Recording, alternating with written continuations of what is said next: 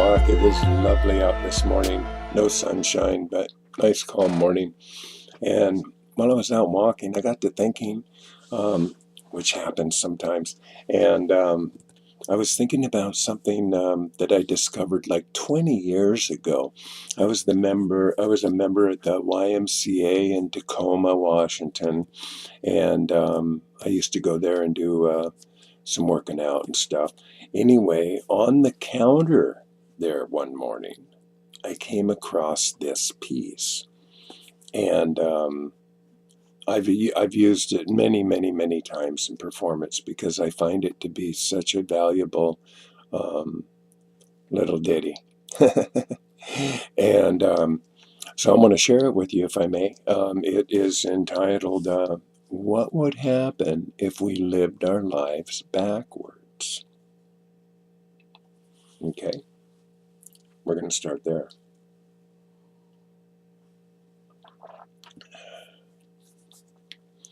Life is tough. It takes up all of your time and all of your weekends. And what do you get at the end of it? Death. A great reward. Now, I think that the life cycle is all backwards. You should just die first and just get that out of the way. And then you go live in a old folks home for like 20 years. You know, just kind of chill there. And you get kicked out when you're too young. And you get a gold watch and you go to work. And you work 40 years until you're young enough to enjoy your retirement. And so you go to college and you party until you're ready for high school. And then you go to high school and party some more.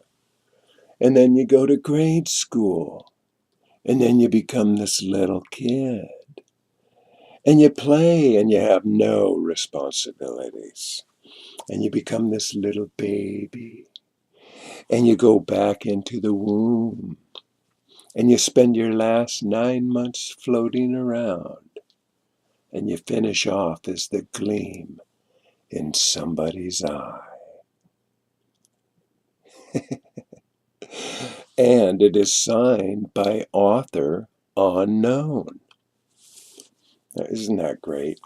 Now, this came to mind this morning and I wanted to share it because it is exactly how I feel right now. When I started doing this year in therapy, now it is 3 months because I started on January 23rd and today is April 23rd. So when I started it, I was just open-minded and willing to do this. And then after like 3 months of all of this and learning and practicing, changing, just going through so many different things, I'm realizing that I'm feeling younger, that I'm growing younger, and that I feel like my aging is reversing. And that's pretty exciting. And so when I was looking for this piece, I also ran across something I wrote, and I don't even remember when. It has to be at least like 10 years ago, maybe. I don't know. But I'll just show it to you real quick just so you see. And there it is. And I wrote, "To understand the power of our inner pharmacy, we need to recognize the power of self-love as the primary ingredient of healing." I thought that was something to think about. So now, with that all in mind, with this growing younger, I figure, there's going to just be all this more time now. Getting my body all healed, growing younger, getting more enthusiastic and more elastic and more centered and empowered and cleansed, and all these things combined. And on top of it, I'm going to be doing the breatharian thing. And, as I call it, the urinarian thing, because I'm going to be doing looping and drinking my own pee, which I call my wine. And I love this stuff. It's so tasty. And um, I'm going to start doing that. As of tomorrow, I've been weaning down day by day. All I've got left to eat is just a few pieces of pineapple today. And that'll be it. Starting tomorrow, I'm going to start my fast and see how I do. Now, I have several layers of motivation involved in this. One, the biggest one, I suppose, is I want to see if I can do it. That's the biggie right there, because it's the overcoming of the obstacles, so to speak, and the obstacles are us. Me, myself, and I. This team is the only thing that really gets in the way of me ever really fully experiencing myself at every level, in the deepest form, in the most profound ways, in the most exciting ways. And so I keep thinking that by doing this fast and just doing my urine, there's things that are gonna change. And I read a lot of case histories about this in um, um, the book Man's Higher Consciousness by Hilton Hochma on the breatharian level. And a lot of healing goes on, a lot of transformation goes on. The body just like transforms, and you don't need 80% of our energy is used in just processing what we consume, what we eat and drink and all that. 80% of our energy, that's a lot of energy, really. And so I'm thinking, well, I'm going to get all this energy back, plus if I'm not eating at some point, I won't have any waste. There won't be anything going through there. All I'll be doing is recycling urine. And so I won't even need a toilet, because I'll be like recycling my urine, and I won't even need to use a toilet. Now, that's pretty interesting. I thought, wow, that's going to make life really interesting, because, you know, that's something that takes up a lot of time right there. These couple of things, and then when you think about, when you with everything that goes along with eating, okay, just eating. Let's just talk about eating alone. Okay, we spend a lot of time thinking about eating. And then we spend more time planning, shopping, and then preparing, and then cooking. And then we're doing the eating, and then we're doing the cleanup. And then we call that the end of the cycle for the moment. That's it. We feel complete for that sequence, and then we repeat. We complete and repeat. So it is a habit. It is a recyclable thing that's habitual, and it depends on how we approach it. Has different meanings emotionally, mentally, physically, financially. It has way different levels that it becomes us. It is us. It owns us. And so I want to discover if I can be of ownership without including all of that.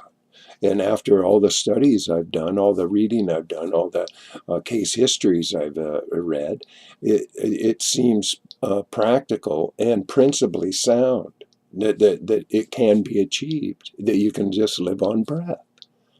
And but I want to do my urine because, well, I like it. So I've read about the breatharians. That's it. They just breathe. And then you have liquidarians, which, people that include water or juice or distilled water or whatever. And me, my intent is just urine. So I'm calling it urinarian, because I'm going to be, somewhere between the breatharian and the liquidarian, and only drinking urine. So there it is.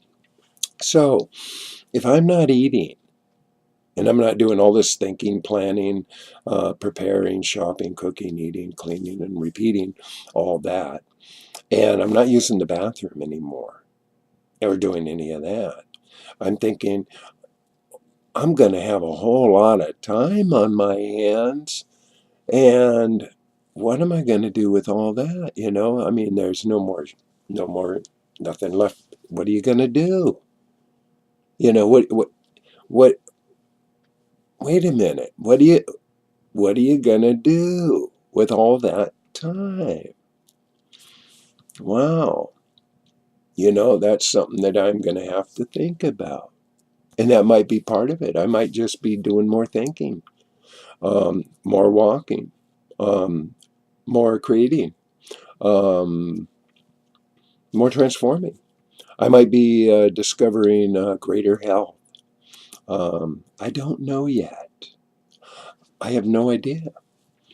But I think that drinking pee is the deal. I really do. I think it is the natural. Like a completely balanced stem cell repair kit that you get to have for free. It measures your body. It balances your body. You know, and I don't make any claims. I'm no doctor. You know, you should do your own research. I can't do anybody else's research for them. I've done plenty. You can look in my channel and find information. It's easy that way, or you can go on your own.